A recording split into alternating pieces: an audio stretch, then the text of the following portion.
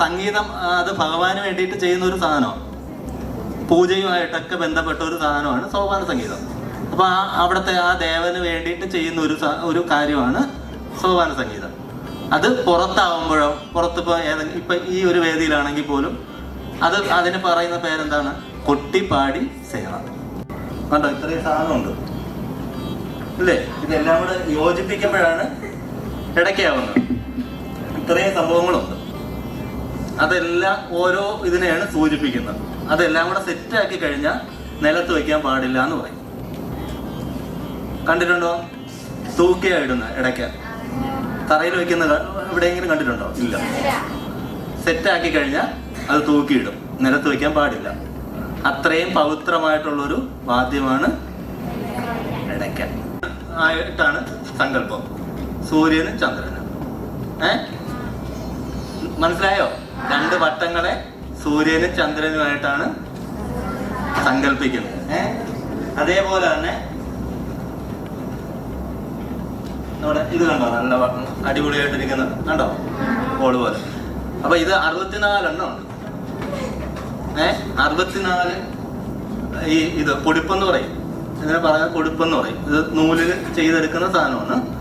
അപ്പൊ ഇത് 64 എണ്ണം ഉണ്ട്. ഈ 64 എണ്ണം 64 കലകളെയാണ് സൂചിപ്പിക്കുന്നത്. വേറൊരു പ്രത്യേകത കൂടെ ഉണ്ട്. അത് താളവാദ്യമാണ്, സംഗീതവാദ്യമാണ്. ഇത് രണ്ടും കൂടെ ചേർന്ന ഒരു വാദ്യം വേറെ ഇല്ല. ഉണ്ടോ?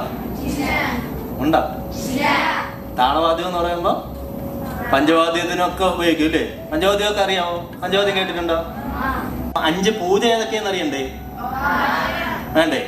5 പൂജ എന്ന് പറയുമ്പോ ഉഷപൂജ. ആദ്യത്തെ പൂജ എന്ന് പറയുമ്പോൾ ഉഷപൂജ. രണ്ടാമത്തെ പൂജ എന്ന് പറയുമ്പോൾ എതിർത്ത പൂജ. എതിർത്ത പൂജയെന്നും എതിരേറ്റ പൂജയെന്നും ഉണ്ട്. എല്ലാം പ്രകൃതിയായിട്ട് ചേർന്നാണ് അമ്പലത്തിലെ സംഭവങ്ങളെല്ലാം. മനസ്സിലായ? ഉദയത്തിന് മുന്നെയാണ് ഉഷപൂജ ചെയ്യേണ്ടത്. ഉദിച്ച് വരുമ്പോൾ എതിരേൽക്കുവാണ്. എതിരേറ്റ പൂജ എന്നാണ് അതിനർത്ഥം. അതാണ് എതിർത്ത പൂജ. രണ്ടാമത്തെ പൂജ എതിർത്ത പൂജ. മൂന്നാമത്തെ പൂജ എന്താ? പന്തീരടി പൂജ. പന്തീരടി എന്ന് പറയാൻ 12 അടി അല്ലേ? ഉദിച്ച് 12 അടി എത്തുമ്പോഴത്തേക്ക് ഒരു പൂജ ഉണ്ട്. ഏകദേശം ഒരു 8:30 മണിയൊക്കെ ആകുമ്പോൾ. മനസ്സിലായോ? ആ പൂജയുടെ പേരെന്താണ്? പന്തീരടി പൂജ. അത് കഴിഞ്ഞാലോ ഉച്ചപൂജ. ഉച്ചപൂജ കേട്ടിട്ടുണ്ടോ? അന്നദാനത്തിന് മുന്നേ നടക്കുന്ന പൂജ ഇല്ലേ? അതാണ് ഉച്ചപൂജ. മനസ്സിലായോ? അത് കറക്റ്റ് ഉച്ചയാണ്, 12 മണി. മഹാക്ഷേത്രങ്ങളിൽ 12 മണിക്കേ ഉള്ളൂ ഉച്ചപൂജ. അപ്പം ഉഷപൂജ, എതിർത്ത പൂജ, പന്തീരടി പൂജ, ഉച്ചപൂജ. ഇനി ഒരു പൂജയും കൂടെ ഉണ്ട്, അത്താഴ പൂജ. ഏതാണ്? അത്താഴ പൂജ. ദീപാരാധന കഴിഞ്ഞിട്ടൊരു പൂജയും കൂടെ ഉണ്ട്, അതാണ് അത്താഴ പൂജ. സപ്തം എന്ന് പറയുമ്പോൾ 7 അല്ലേ ഉള്ളൂ. ഇതാകുമ്പോഴ 8 ആയില്ലേ? ഇല്ലേ? ഒന്നുകൂടെ പറയാൻ.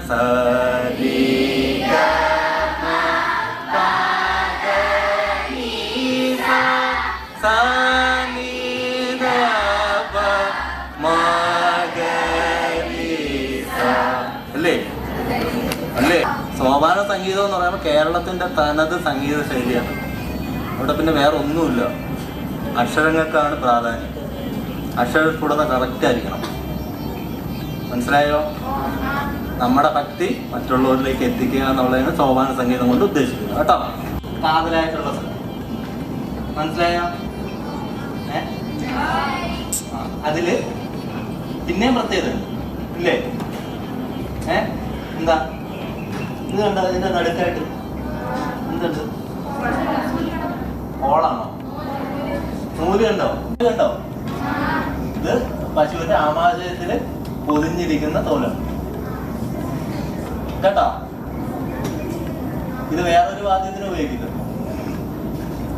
ഈ തോല് വേറെ ഒരു വാദ്യത്തിനും. അപ്പൊ അത്രയും കനം കുറഞ്ഞ തോലാണ്. മനസ്സിലായോ? കേട്ടോ. ഇതിനെ പൊരുക്കാൻ തന്നെ ഒരുപാട് അല്ലേ?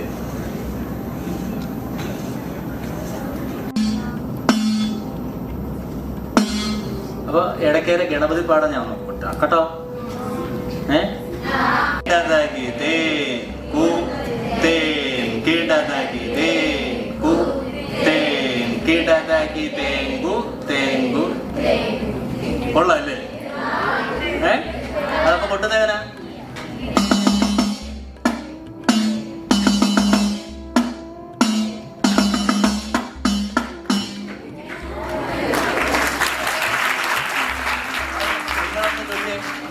നിങ്ങളെ ചൊല്ലിയോ? ഞാൻ പോട്ടാം.